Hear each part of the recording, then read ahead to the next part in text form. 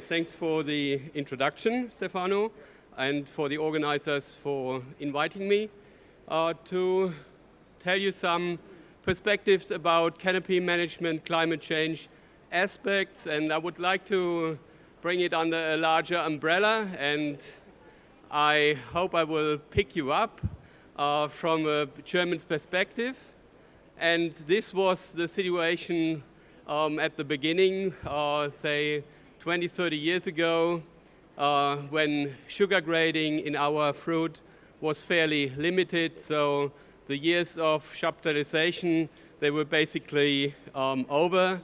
And nowadays, of course, to increase the volume of alcohol, there is no sugar beet required, and the sugar comes from or is originated from the fruit, yes.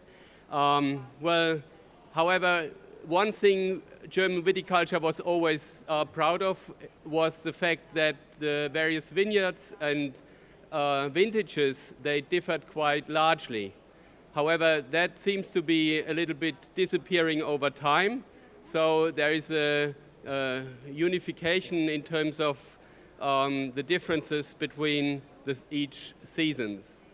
Well, one thing that is really striking, which in the first place doesn't look that dramatic, is that due to climate change, in particularly the warmer winter, are causing an earlier onset of the entire development. So changes in the phenology is certainly one topic we have to think of, because it does have a lot of consequences during the entire season. In particular, if you imagine, it's not only the time when the bud bursts early, it enlarges then the risk of late spring frosts.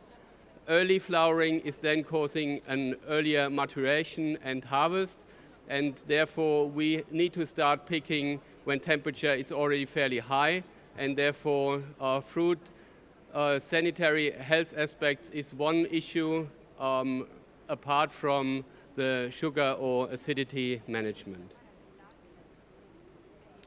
Well, just to sum up some major things in terms of viticulture in the case of various interactions. For most of you, you are aware of that as soon as you try to play and turn the screw on one side, of course, it impacts many other factors. In particular, the climatic situation within the vines and inside the canopy.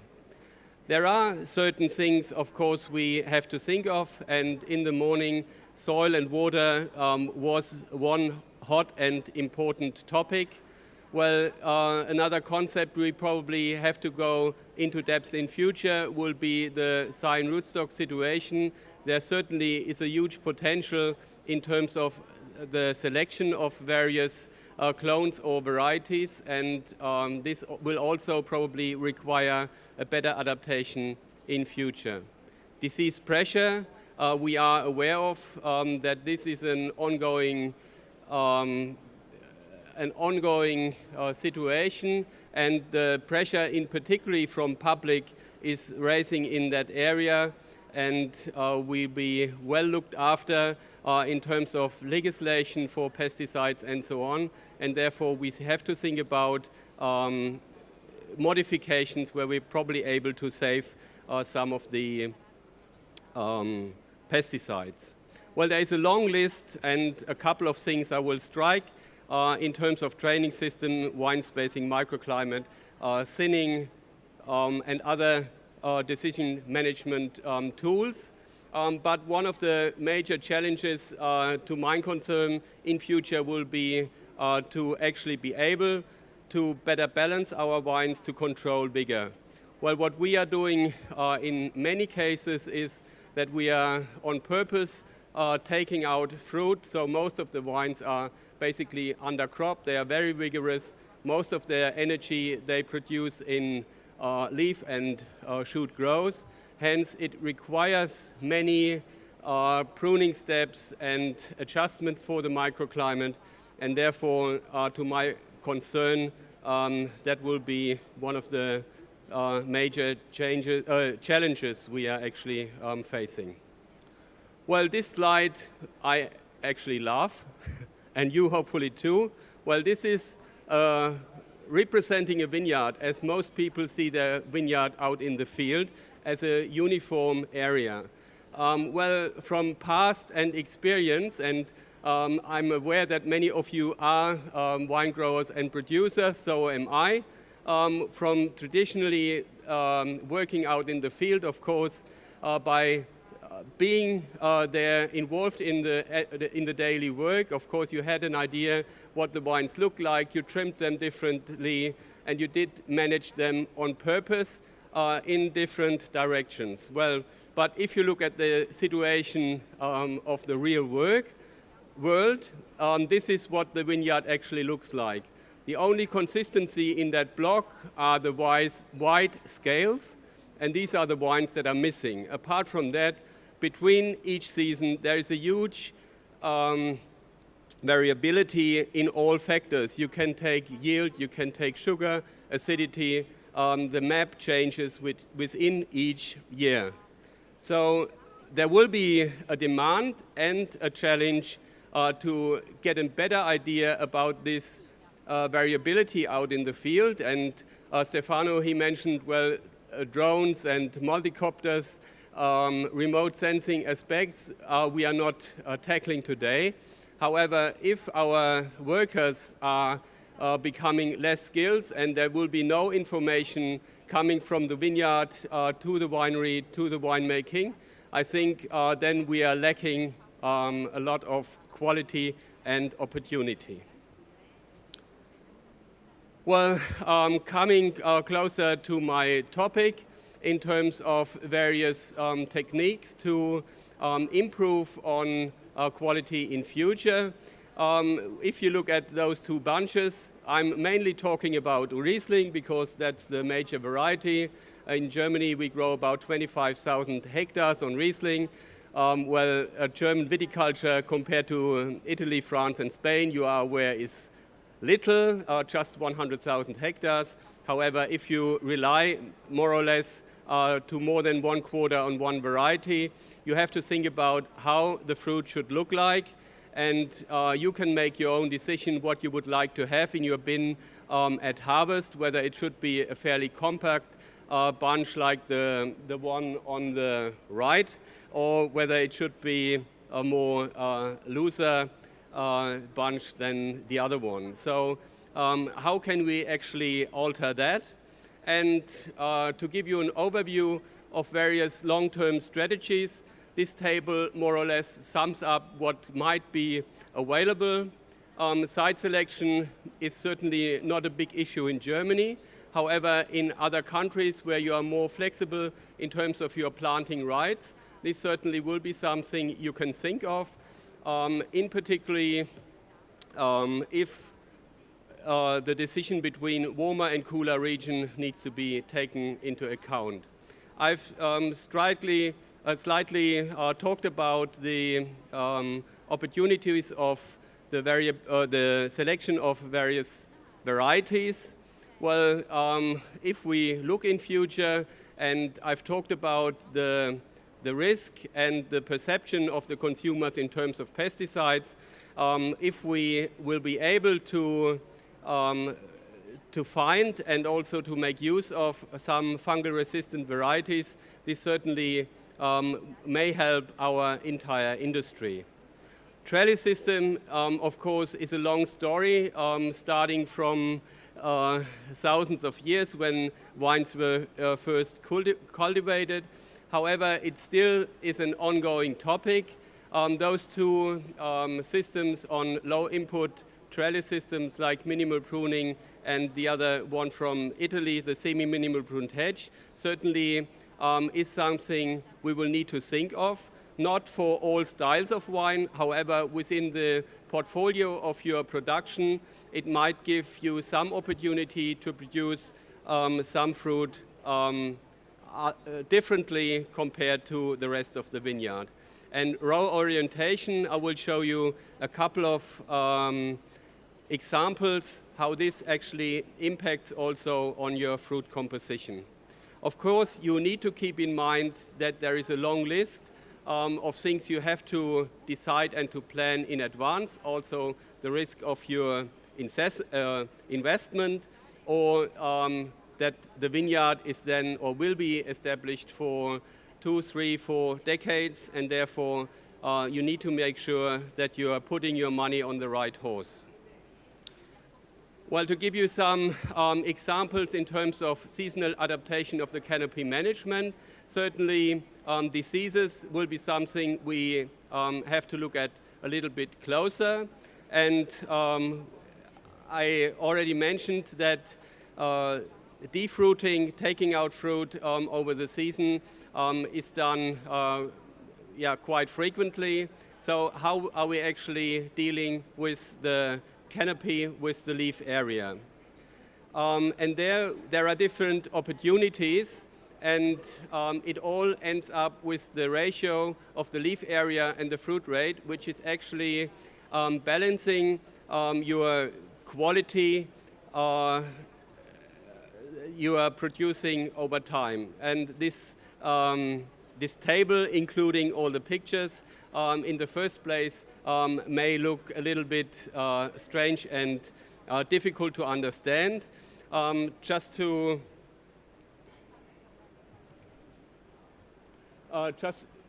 give you an idea, on the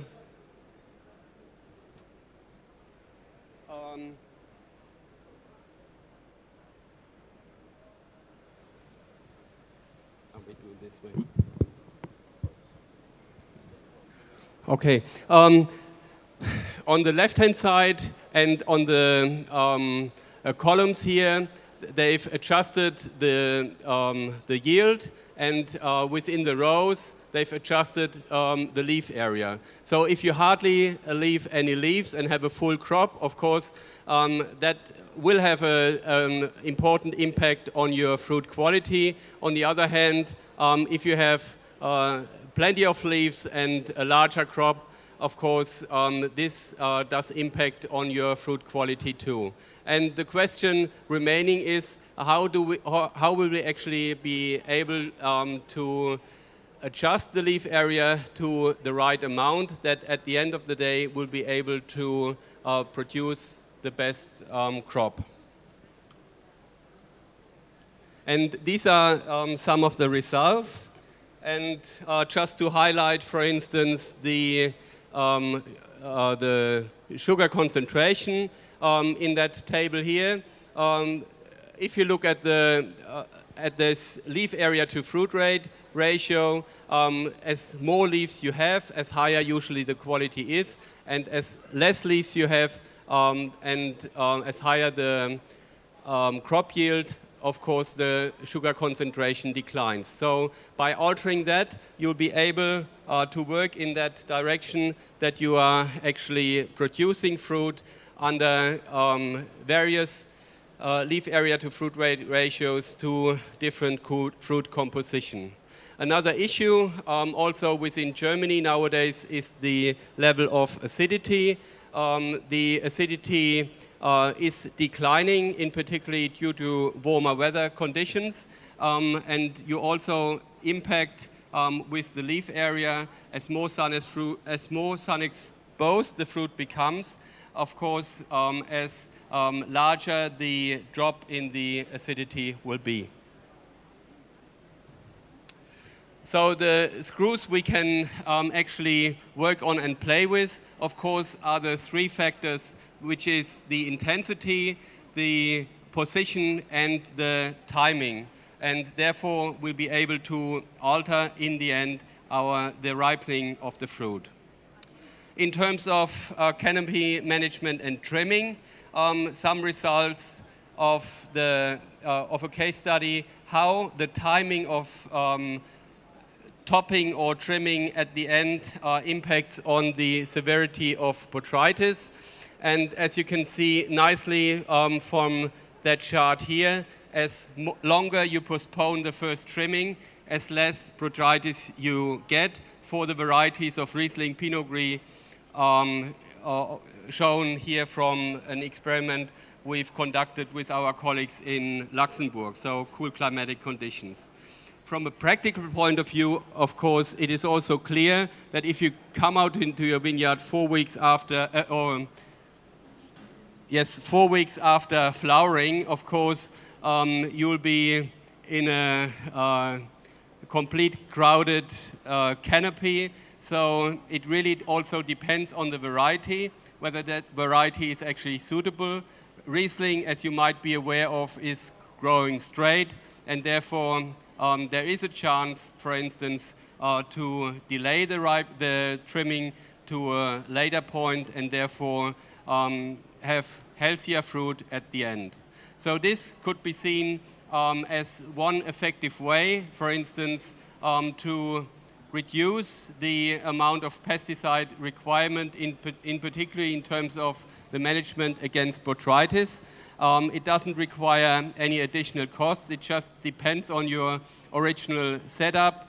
And if row width is not limited, then you might be able to make use of such a technology for your management out in the field. Well, another issue certainly in terms of the long-term strategy might be how are you actually orientating your vineyard. And this shows you one example of a vineyard from our university where we have actually 3 directions in one block. So usually we have the north-south orientation with an eastern and a western bunch exposure.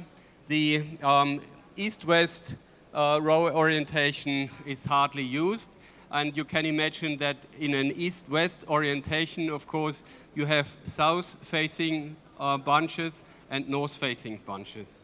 And then there is one intermediate, which I don't want to go into further depth. But again, if you look at the incidences of Botrytis over 3 years, this certainly has an impact, and in particularly in the east-west orientation, the severity of Botrytis was declined over all seasons. However, if you then look at your wine style and the fruit composition, on the right chart, I've illustrated the phenols in the fruit of that Riesling, and in all cases, as you might expect, the concentration of phenolic compounds is actually higher. So it depends on your wine style, what you actually want to produce, whether you can allow that or not. For reds, of course, this might be probably even more positive. Well, this fact is mainly due also to changes in temperature, and this should give you an idea what actually is happening out in the field on a sunny day. This is a thermal image over time, so one bunch pictured every 2 or 3 hours over the day. And as you can see from the top row, there's a huge temperature difference from the bunches that are facing to the south, that are sun exposed, compared to them as the north. And of course, this has an impact on fruit composition. Well, if we look back to the last couple of years, splashing of berries is a severe problem. Just to remind you, in 2006, our harvest in Germany, I think, was finished within more or less 1 week. That was the case because we had heavy rains at the beginning of October of more than 100 liters over a couple of days, and most of the fruit splashed, and therefore it was an ideal entrance for Botrytis infection. And if the harvest date will be earlier in the season and the fruit looks like that, of course temperature is higher and diseases will develop a lot faster. So apart from the splashing of the fruit, sunburning of fruit will also occur, in our cases more frequently, and unfortunately the variety of Riesling is very susceptible to sunburn events. It's not just the hot temperature, it is a combination of light temperature and the water the changes in water pressure deficit, which at the end are causing these factors. And unfortunately, the chlorophyll content in Riesling is very high, and we compared that to many other, and also including many Italian varieties, which showed that Riesling is very susceptible and therefore shows a very high risk to be sunburned. If we then look into more depth in terms of the concentration of other compounds in the fruit, we did experiments where we started to shade or expose and compared both situations in terms of their development of the content of flavonols, and had a look on the dynamics, how actually the viticultural practice in terms of defoliation at the end of the season may impact on the concentration of flavonols. And as you can see from that image, is that even after a couple of hours, there was a huge increase in gene expression for the production of those flavonols, which at the end then also have an impact on your wine style. Terpenes is one aroma content or a parameter, of course, the growers are actually looking for to a certain extent, and the terpene concentration can be ideally regulated by the amount of fruit exposed to the sun. Again, from gene expressions of the enzyme activity, you can then also follow the synthesis and the synthesis of these terpenes. So under dark conditions, the terpene concentration is dramatically reduced. However, the terpenes, they do not respond as quickly as the flavonols if the bunches are better exposed to the sun. Well, another thing we are actually affected almost every year is, I said at the beginning, that sugar concentration is not an issue anymore. However, the harvest date certainly is. And if we look at the development of the yield, which at the end is the profit of your winery, then we have a huge reduction in yield, which means as longer we wait with the picking in the first place, as higher the risk of botrytis becomes, and therefore the yield gets reduced dramatically. From many experiences we collected over the years, however, it is not a fact of picking unripe fruit at an early stage. This should be a no-go. So we have to work in the vineyard that we are able to maintain healthy fruit over a longer period of time and get that fruit to a proper ripening. And it really depends what aroma compounds you are interested in and what you are looking for, whether they either change over time or whether they change due to the increase in sugar content. And this is something where you have to find sort of the balanced way, whether you are actually able to maintain the fruit in the field for a longer period of time, because in particularly some of the not very appreciated aroma compounds, they will only be reduced over time, and they will be present if you pick very early. For that reason, I highlighted that please do not repeat such an experiment in picking fruit early, rather leaving it out in the field for a longer period of time. Well, I'm coming close to the end to conclude. I guess that there is certainly no recipe in terms of management practices, and this is something we will need to accept and work on in the future, and in particularly we as the younger generation. If there is no recipe, we have to have a certain flexibility out in the field to use some seasonal adaptation strategies which may differ from year to year, where we actually are replying to the conditions, and probably the best indicator usually is the date of flowering, where we have a brief idea, first of all, what yield we are expecting, and we can more or less set the alarm or the timer when harvest will be. The plasticity I've mentioned is certainly something that will help us to overcome those issues which are linked to climate change, and which certainly will allow us in future to either maintain the varieties we are used to, which are probably autochthone in the regions or where we gained our reputation in the past.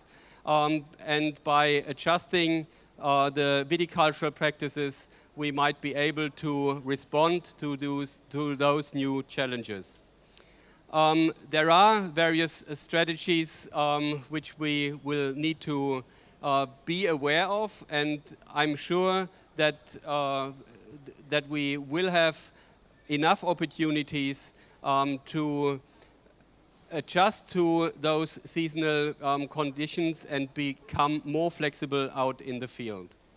And as I said in the beginning, balancing the wine, remind you that image with the 9 various situations out in the field where the vine were defoliated in different positions to a certain extent, done mechanically, but we have to also think about opportunities at the end, how we will be able to overcome such difficulties in the field, probably more implementing on the natural conditions of our vines, probably in balance with cover cropping, with water, with nutrition and so on, to better balance the vines. All in all, it should be, of course, in the context of sustainability. I don't want to stress that word too much. However, we do have an ecological responsibility. There are many laws and legal issues we need to fulfill. And at the end, of course, we have also, we need to look at the profit and the economical efficiency, how we are actually working out in the field. Well, last but not least, it's not only my work, of course, it is the work of our group, and it was funded from various pots, which I would like to mention. And as you can see from the logo, and if you've probably noticed during the presentation, of course there is an interaction and a fruitful discussion European-wide, where we exchange thoughts and work on various topics.